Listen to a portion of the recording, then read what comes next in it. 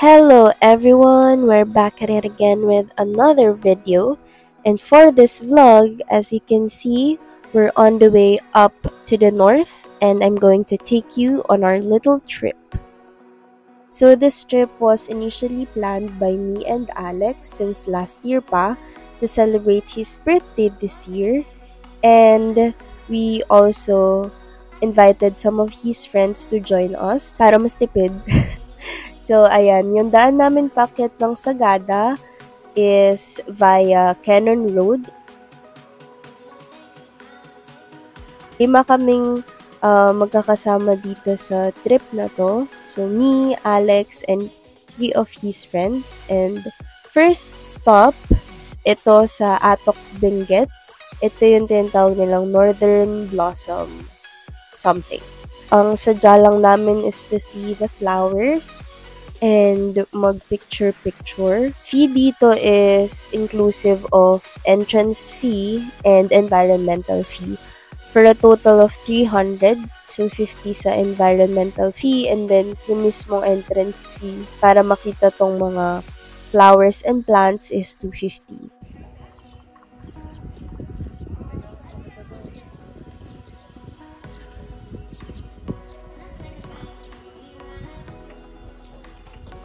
So, yung mga clips lang na kinunan ko dito actually yung mga vibrant lang na flowers. Kasi yung iba medyo blonde yung kulay. So, hindi ko na kinuhanan yun. But basically, what we did here is first nag-lunch muna kami since after Baguio.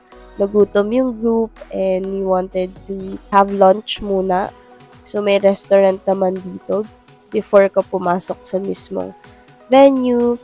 And then, ayan, after siguro mga 30 minutes lang kaming nag-picture-picture doon, plus lunch, then nagtuloy-tuloy na naman kami ng biyahe paakyat sa Sagada. So guys, di na ako nakapag-take pa ng ilang clips nung nakarating na kami ng Sagada and nakapag-check-in sa Airbnb. But our next activity for day 1 is itong Echo Valley Hanging Coffins. Mahamog pagka during undas. And then malakas yung hangin. So pagka ganito yung gamit namin, instead na mapapatay siya pagka nahanginan, lalong lumiliyab. Ayan po yung sap niya. Yun po yung nag-flame up yung dagtapon niya. Pine tree yan. Yes po. Yan, yung mga dagta niya yung na inaalis nila. Opo. Inaalis nila para sa mga car fresheners na ano po.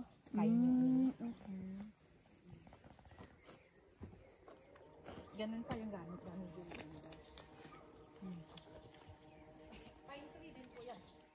Maraming shinare yung tour guide namin na si Ate Esperanza about the history of hanging coffins.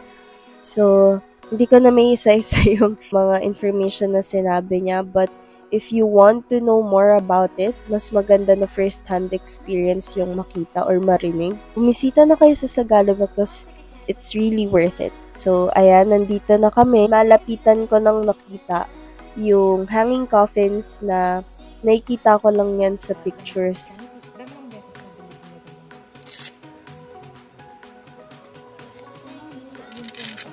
So, isa sa na-share sa amin ni Ate Esperanza is before magkaroon ng hanging coffins, yung mga nililibing before is nilalagay sa mga butas ng bundok. After ng ano niya, Diamond Fight House, dito rin yung daan niya, so pwede din kayo. Di ba para maano yung gano'n? Hello guys, so nasa Sagada tayo. Honesty Wine Bar. Worth 20 pesos. I-shoot ba yan? Hindi dito. Ay! Yan yung wine. Okay. Rice wine. Ano yung machine? Yun. Sa labas na siya. So, mama na yung bugnay wine. Bugnay wine is ano pa siya, yung fruit na bugnay, yung mga maliliit na parang berries. Ito naman po yung rice wine. Alam ko matamis daw yung rice wine. Matamis ko siya. Bugnay. Or depende. Game. Let's go bugnay wine. Paano tayo? Wow! Half shot. Up lang. Ano amoy? Amoy mo muna. Ang tamang pag ng wine ay ganyan mo muna, haluin mo. Para lumabas yung aroma. Tapos amuyin mo. Amoy Red Horse, guys. Legit. Ang haluin mo. Amoy? Ano? Right? Wine? Red Horse. Ayaw nyo maniwala. Expert ako sa Red Horse. Inom na?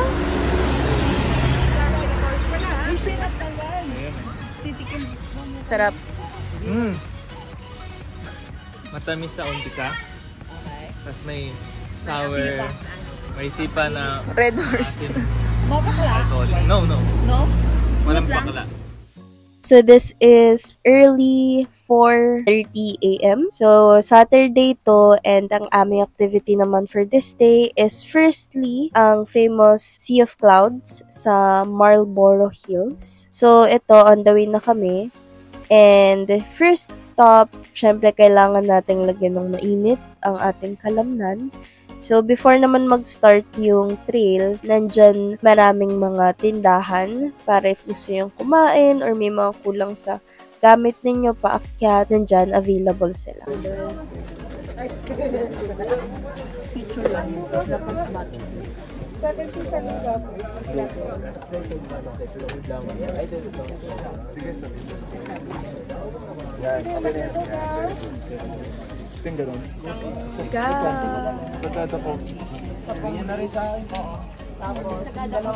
Simula na ang aming trail. Marami kaming nakasabay. I think this is 5 a.m. na rin, pero syempre madilim pa. So it took us about 45 minutes paakyat dun sa mismong place kung saan aabangan ninyo yung sunrise.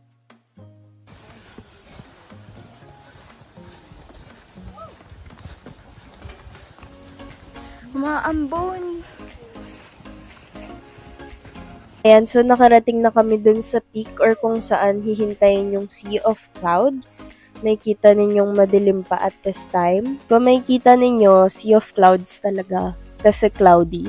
So, unfortunately, hindi namin nakita yung sunrise na ideal, mga Instagram-worthy na picture ng sunrise. But the experience is amazing and everything was worth it. So, ang ginawa na lang namin, nag-enjoy kaming mag-take ng pictures since hindi naman namin to madalas din na experience.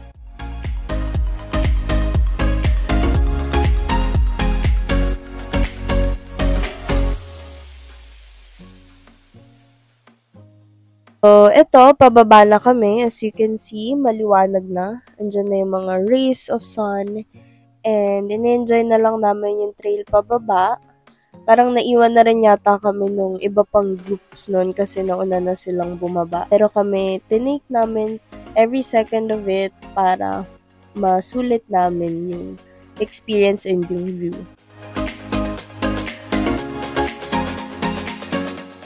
And dito, nakababa na kami.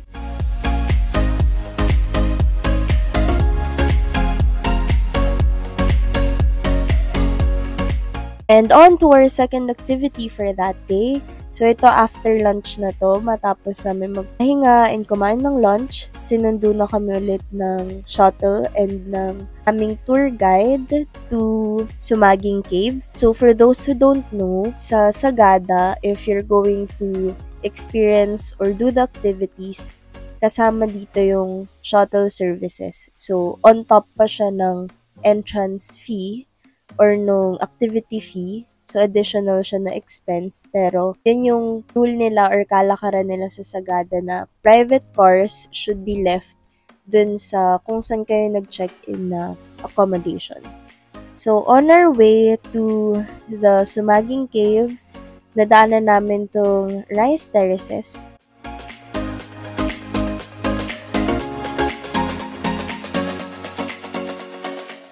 Ayan, so nakarating na kami dito sa bukana ng Sumaging Cave. So as you can see, andyan si Alex and 3 of his friends.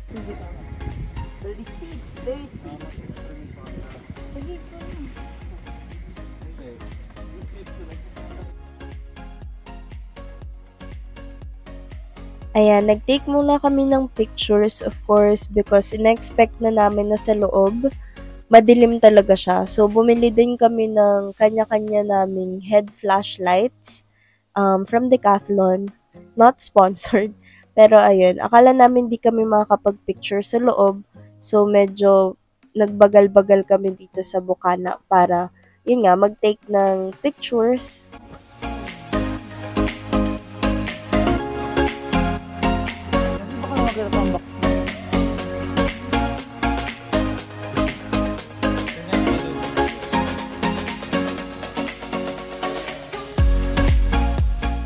So, ayun guys, sa pagpasok sa cave na to, enjoy nyo lang yung mga clips na nakunan. We tried our best to shoot some clips kahit na yung iba madidilim talaga para ma-share yung experience sa inyo, even just on your skates.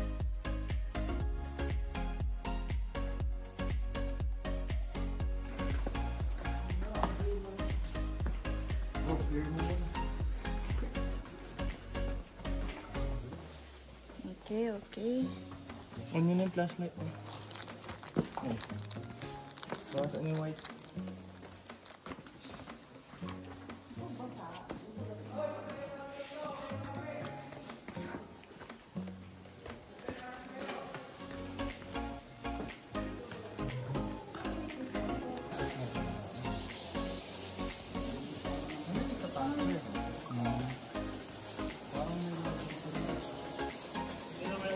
Kung lumilipad ka.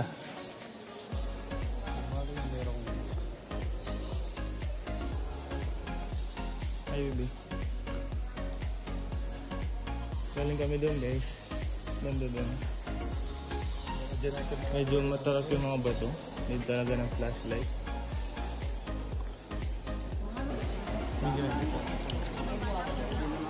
Pagkatapos ko, baby, off mo na agad para ito. Baby.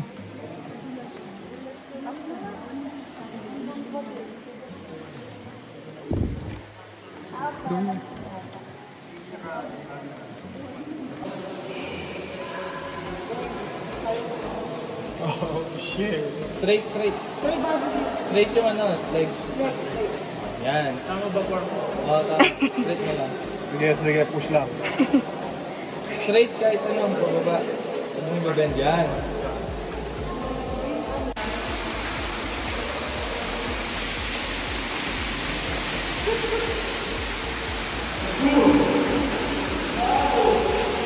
La, parang gusto ko din to.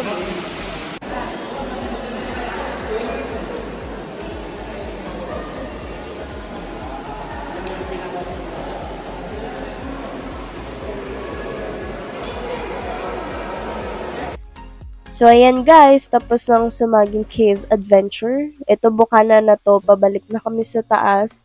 And all I can say is, the experience was so surreal. Kasi first time kong pumasok talaga sa cave with all the wetness and slippery rocks. Yung mga kinlimbed namin doon and yung mga kailangan namin magtapak.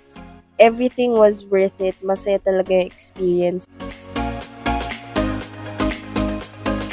On our way back to the Airbnb, balak namin dito mag-freestyle na after maglinis sa Airbnb.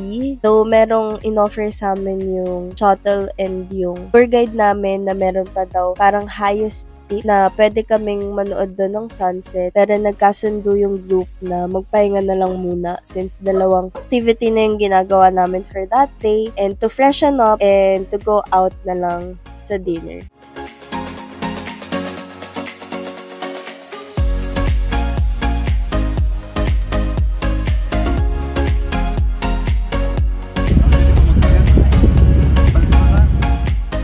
Day 3, and now ito, pababa na kami ng Sagada niyan. Initially, meron pa kaming last activity, which is yung Bomodok Falls, if I've pronounced it correctly. Pero since pagod na yung mga tao and tight na rin yung budget, naisipan na rin naman naming mag-start na sa trip para hindi nagmamadaling bumaba. Sorry guys if wala akong mga clips or videos ng dinner or habang kumakain kami kasi with those times, gusto ko lang din mag-enjoy and maging genuine lang yung time din kasi first time ko itong mag-spend ng time with some of Alex's friends. So, yung mga tinitake kong videos or clips talaga is yung mismong activity na rin and ito, yung mga biyahe namin papunta, during, and paalis ng Sagada. Ito naman, nung pauwi kami, mas bulubundukin yung aming views kasi yung daan naman is to La Union, which is, ang daan is via Ilocos Sur. And gusto namin ding may experience from bundok. Meron naman kaming view ng tubig, which is yung beach sa San Juan, La Union. So, dito kami dumaan.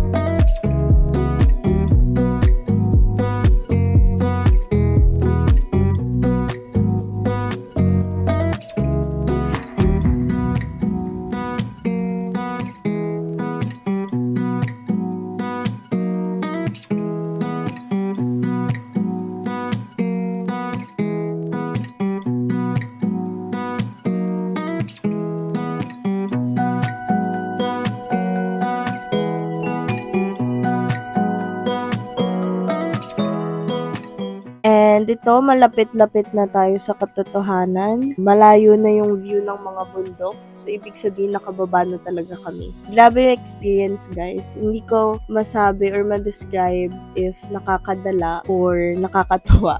Or pwedeng mixed kasi iba talaga. Daig pa niya yung isaw na daan. Daig pa niya yung bitukan ng manok papuntang Bicol, which is yung palagi naming nadadaanan ng family ko pag umuwi kami ng Bicol.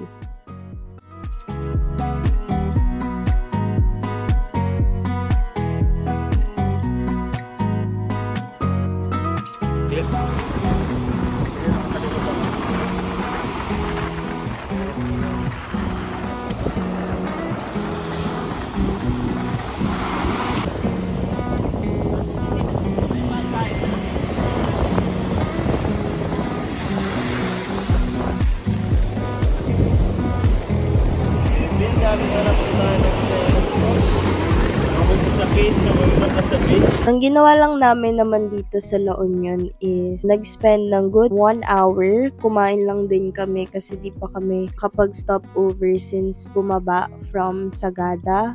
So it's very refreshing lang na from bundok, meron kang maririnig na waves and makikita mo yung katubigan.